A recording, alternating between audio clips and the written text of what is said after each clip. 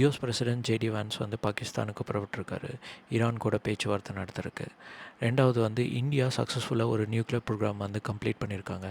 இது கடந்த 20 வருஷமாக பிளான் பண்ணி ஏப்ரல் 6th அன்னைக்கு இது கம்ப்ளீட் ஆகிருக்கு. அதை பற்றி என்ன டீட்டெயில் அப்படின்னு பார்க்க போகிறோம். யூகே பிரைம் மினிஸ்டர் ட்ரம்ப் கூட சீஸ் ஃபயர் பற்றி பேசியிருக்காரு.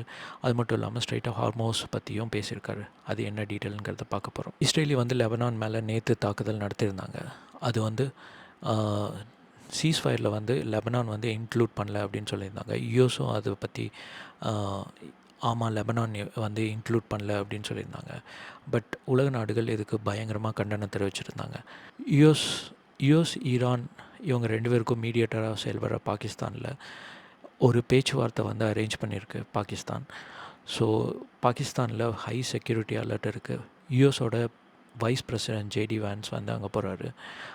அவருக்கு போகிறதுக்கு முன்னாடி கொடுத்த பேட்டியில் ஈரான் எங்கள் கூட விளையாடக்கூடாது இந்த தடவை, அவங்க பெட்டர் சீரியஸாக இருக்கணும் அப்படின்னு சொல்லிட்டு ஒரு பேட்டி கொடுத்துருந்தாரு. பாகிஸ்தானில் இதனால் ஹை அலர்ட்டில் அங்கே இருக்க ஏரியா வந்து பயங்கர செக்யூர் பண்ணி வச்சுருக்காங்க. இந்தியாவில் ஒரு 3 ஸ்டேஜ் நியூக்ளியர் ப்ரோக்ராம் கடந்த 20 வருஷமாக போயிட்டு இருந்தது.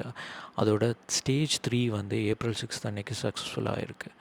இதனால் நம்ம இந்தியாவுக்கு என்ன அட்வான்டேஜ்னால், இந்தியா ப்ளூட்டோனியம் இல்லாமல் த்ரோனியம் அப்படிங்கிற ஒரு மெட்டீரியலை பயன்படுத்தி எலக்ட்ரிசிட்டி வந்து தயாரிக்கிறதுக்கு. இந்த த்ரோனியம் வந்து நம்ம கண்ட்ரியில் வந்து அபண்டண்ட்டாக கிடைக்கிறதுனால இதிலேருந்து எலக்ட்ரிசிட்டி தயாரிக்கலாம். இந்த 3 ஸ்டேஜ் ப்ரோக்ராம் கம்ப்ளீட் ஆனதுனால நம்மளால் சஸ்டைனபிளாக இன்னும் ஒரு 100-150 வருஷத்துக்கு எலக்ட்ரிசிட்டி நம்மளே ப்ரொடியூஸ் பண்ண முடியும். யூகே பிரைம் மினிஸ்டர் நேற்று ட்ரம்ப் கூட ஒரு காலில் பேசியிருக்காரு.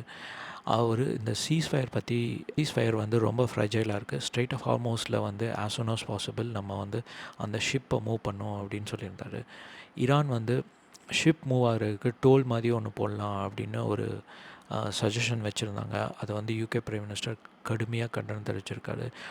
டோல் மெத்தட் வந்து இங்கே ஒர்க் ஆகாது, ஆஸ் சூன் ஆஸ் பாசிபிள் இதை ஓப்பன் பண்ணும். ஆல்ரெடி வந்து ஆயில் ப்ரைஸஸ் வந்து ஸ்கை ராக்கெட் ஆகுது. இனிமேல் வந்து ஃபுட் ப்ரைஸஸும் வந்து ஸ்கை ராக்கெட் ஆகும்.